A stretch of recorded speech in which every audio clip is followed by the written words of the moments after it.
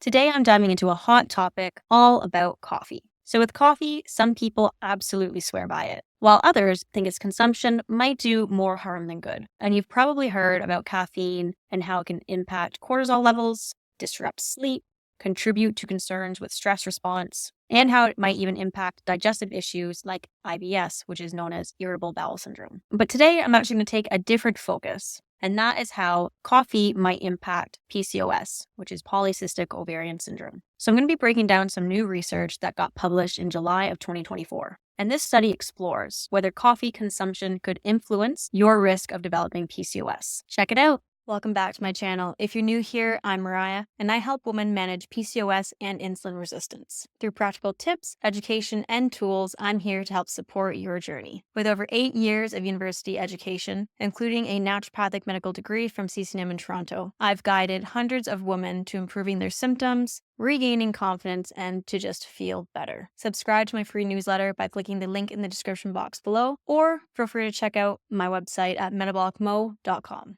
So the study is called The Association Between Coffee Consumption and Polycystic Ovarian Syndrome. This study was an exploratory case control study that was conducted in Spain. It looked at women between the ages of 18 and 40, and the study consisted of 121 women who were diagnosed with PCOS and compared them against 155 women who did not have PCOS, which is considered the control group. So let's just jump right into it and let's discuss where it actually gets interesting. This study found that women who drank 2 cups of coffee per day had a 70% lower risk of developing PCOS than those who didn't drink any coffee. Now, that's pretty interesting. Now, before you go and run to your local cafe, it's important to note that this doesn't mean that coffee prevents PCOS. This study did not show a cause and effect relationship, but it does suggest that there's some sort of link between coffee and the development of PCOS. So from a prevention sort of view, who could benefit potentially from coffee consumption? There are certain groups of women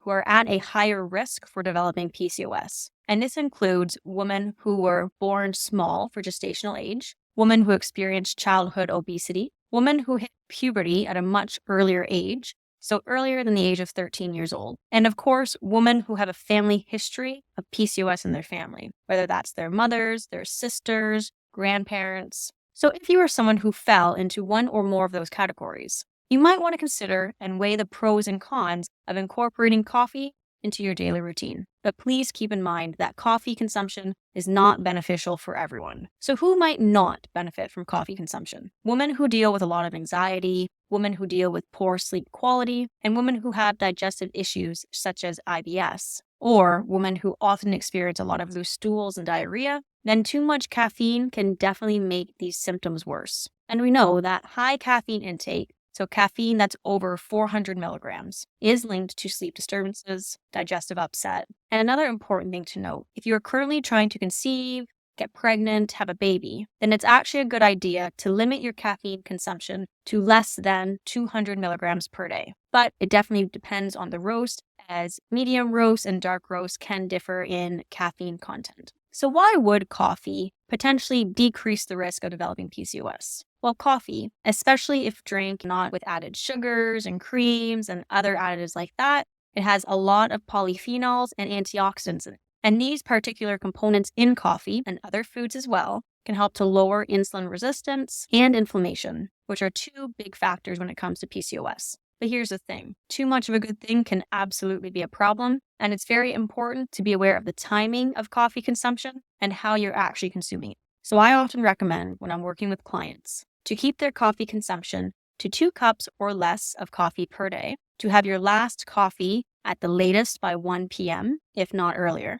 to help protect your sleep quality, and to always drink your coffee with food and to not have it on an empty stomach. Drinking coffee on an empty stomach can absolutely lead to digestive concerns such as heartburn, diarrhea, cramping, and an upset stomach. And it can trigger cortisol release from the adrenal glands, which then puts your body into a fight or flight response, which is that sympathetic nervous system getting activated, and you're essentially causing a stimulating effect. So my final thoughts on this study, like all studies, they have their limitations. Case control studies such as this one do not establish cause and effect relationships, and there can absolutely be bias when it comes to patients and participants reporting their caffeine intake. So recall bias and reporting bias can absolutely be present in studies like this. So although this study is a great starting point, we do need more research to establish whether there is a cause and effect relationship. So this study could be turned into a randomized controlled trial. And then hopefully down the road, we could see an actual meta-analysis done looking at all the studies that talk about coffee consumption and PCOS. So I'm curious to know, what do you think?